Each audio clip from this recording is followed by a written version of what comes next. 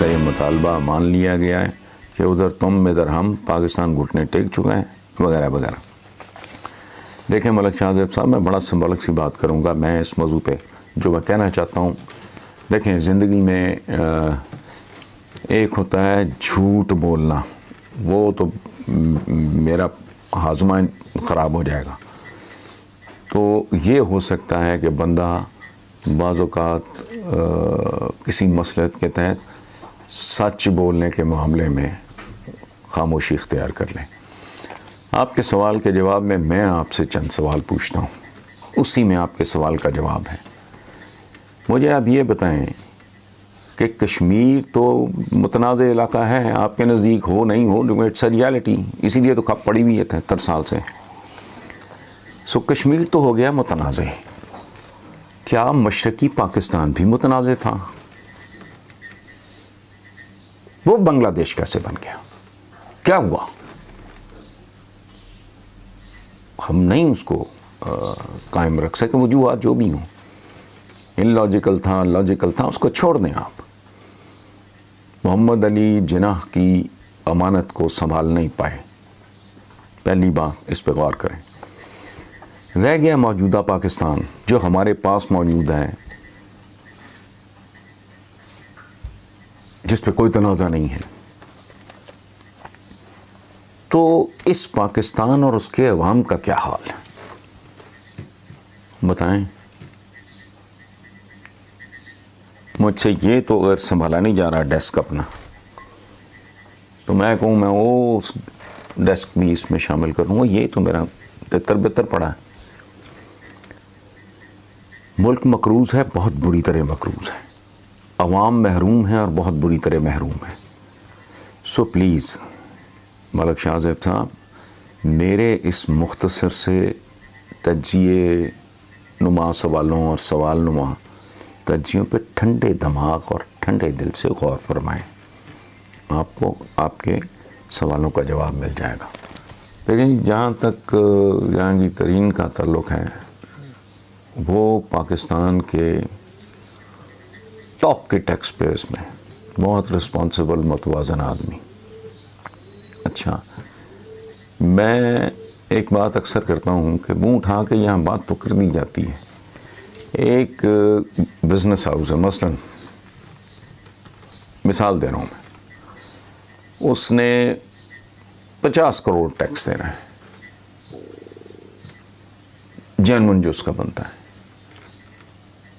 اس کا 40 کروڑ تو سرکاری بھیڑیے کھا جاتے ہیں، وہ اگر پھر بھی 15 جمع کرا رہا ہے تو وہ تو جتنا اس کا بنتا ہے اس سے زیادہ دے رہا ہے۔ ایک زمانے میں آپ کو خود ذاتی تجربہ بتا رہا ہوں، میں ایکسپورٹ کرتا تھا،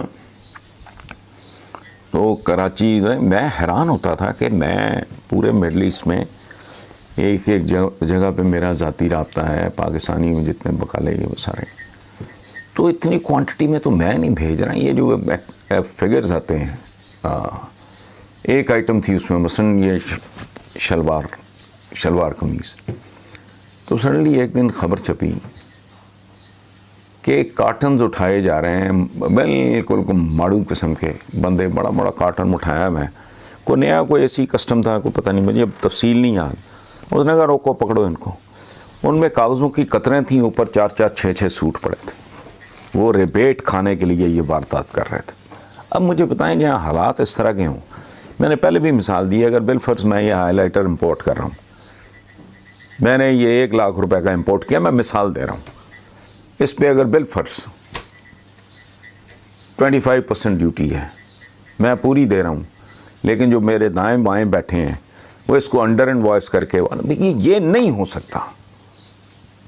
at Rome do as the Romans do, یہاں کاروباری جو کوئی گڑبڑ نہیں بھی کرنا چاہ رہا، یہی حال سرکاری ملازمین کا ہے۔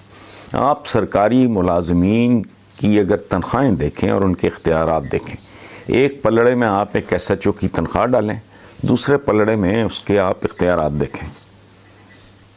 اچھا، اس کی تنخواہ دیکھنے کے بعد آپ یہ غور فرمائیں کہ اگر اس کے 3 4 بچے ہیں اسکول گوئنگ، اس کے ماں باپ ہیں، بیوی ہے، وہ خود ہے، گھر کرائے کا ہے، اس تنخواہ میں تو وہ 1 ہفتہ نہیں گزار سکتا، وہ زندہ کیسے؟ ہاں ایک صورت ہو سکتی ہے کہ اس کے سسرال اسے فیڈ کر رہے ہوں، فائننس کر رہے ہوں، یا اس کے ماں باپ اتنے تگڑے ہوں اس طرح کے لوگ، تو میرا خیال ہے کہ 1000 2 4 5 ہزار میں ایک آدھ خاندان ہوتا ہوگا جو ٹور ٹپے کے لیے یہ کام کرتے ہوں گے اور دانے گھر سے آتے ہوں گے. باقی پورے کا پورا نظام چل ہی کرپشن پہ رہا ہے. آپ کی اکانومی بیسیکلی اکانومی ہی کرپشن کی ہے. ایک بات یہ بالکل طے ہے، گن پوائنٹ پہ ریاست. منیمم ویج جو ہونا چاہیے، منیمم معاوضہ یا اجرت، وہ 1 تولے سونے کے برابر ہونی چاہیے. تو یہ کیا چل رہا ہے؟ حیرت ہے. ایک آدمی اگر وہ 50 60 70 80 ہزار لاکھ 1.5 لاکھ میں زندہ ہے اور سفید پوشی مینٹین کر رہا ہے، جینا مرنا مینٹین کر رہا ہے، بچے پڑھا رہا ہے، وہ کرپٹ ہے. اور اس کو کرپٹ کس نے کیا؟ گن پوائنٹ پہ. گن پوائنٹ پہ تو بہت کچھ ہو جاتا ہے، کرپٹ کیوں نہیں ہوگا بندہ؟ پورا نظام بنیادی طور پہ جھوٹ والی یہ بات ہے. اچھا باقی آپ نے کہا کہ جی احتساب کا عمل درست سمت میں جا رہا ہے. دیکھو اپنا رضا صاحب سمت کا تو مجھے علم نہیں، جس طرح جو سمت ہے وہ آپ بھی جانتے ہیں، میں بھی جانتا ہوں، میں نے اس پہ کیا تبصرہ کرنا ہے. لیکن یہ انداز بہت بھونڈا اور جلد بازی والا ہے. یہ اتنی قدیم بیماری راتوں رات یا ہفتوں میں یا مہینوں میں آپ اس کا علاج کرنا چاہ رہے ہو. How is that possible? پورا معاشرہ ایک خاص طرح کے کینسر کی لپیٹ میں ہے. یہ تو بچنے کے لیے تو بڑی بات ہے. آپ اوور نائٹ اس کا علاج کرنا چاہ رہے ہو، ایسے نہیں ہوتا. اس کام کے لیے بہت زیادہ صبر، ضبط، تحمل، بردباری، گہرائی، گہرائی کی ضرورت ہے. اور یہ کام صرف مرحلہ وار ہو سکتا ہے، ایسے نہیں. یا پھر اس جعلی جمہوریت پہ لعنت بھیجو، چین والا نظام اپناؤ، ورنہ 100 جوتے بھی پڑیں گے، 100 پیاز بھی کھانے پڑیں گے. یہ ہو سکتا ہی نہیں. حکمران بات کرتے ہیں ریاست مدینہ کی. او بھائی، بنی نوع انسان کی تاریخ کا سب سے حسین عالی شان انسان، ان کو بھی تقریباً 2 اشرے لوگوں کو اٹھنا بیٹھنا کھانا پینا بیہیو کرنا، ایک دوسرے کے ساتھ تعلق، ہر چیز ان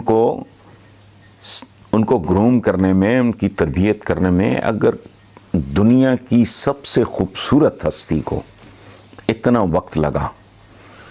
لوگ جب اسلام قبول کرتے تھے تو یہ تھوڑی ہے کہ وہ راتوں رات ان کا سب کچھ بدل جاتا تھا. نہیں، یہ بے شمار بڑے خوبصورت جملے ہیں کہ یار ایک دوسرے کو مسکرا کے ملنا بھی. مسلمان جب ایک دوسرے کو مسکرا کے ملتا ہے تو صدقہ ہے وہ. اچھا یہ کیا تربیت ہے کہ پھل کھا کے چھلکے باہر نہ پھینکو؟ ممکن ہے پڑوسی کے بچوں کو احساس محرومی ہوگا اگر ان کے پاس پھل نہیں ہوگا. یتیم بچے کے سامنے اپنے بچے کو پیار مت کرو، اس کا یہ بھوک چھوڑ کے کھاؤ. اپنے گھر میں داخل ہونا ہے دستک دے کے ہو. حضرت بلال کا اپنا سٹیٹمنٹ اتنا خوبصورت ہے.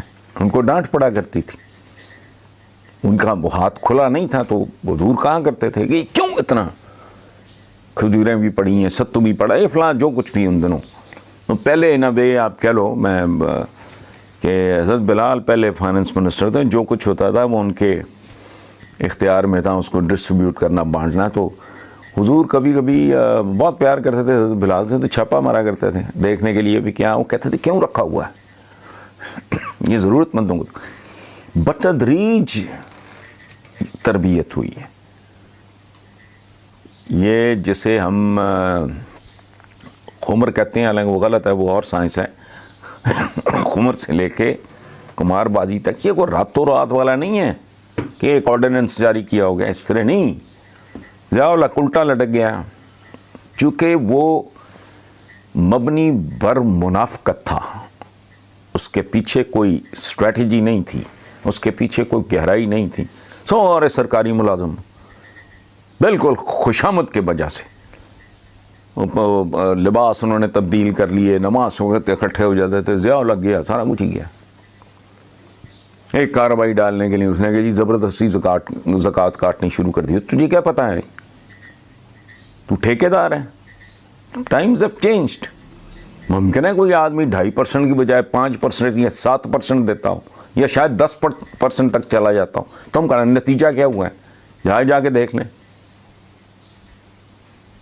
کس قسم کے وہ ڈیکلریشنز بینکوں کو دیتے ہیں لوگ. اور بہرحال چھوڑیں آپ, یہ ہلکے ہولے دماغ کے بس کی بات نہیں ہے.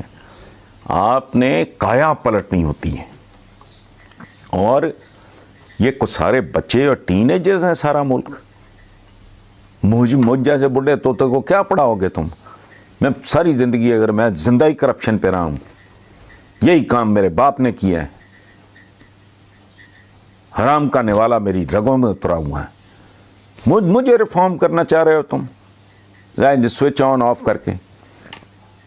یعنی ہے بتی جلاتی ہے تو روشنی ہو جائے گی کمرے, جس طرح نہیں ہے.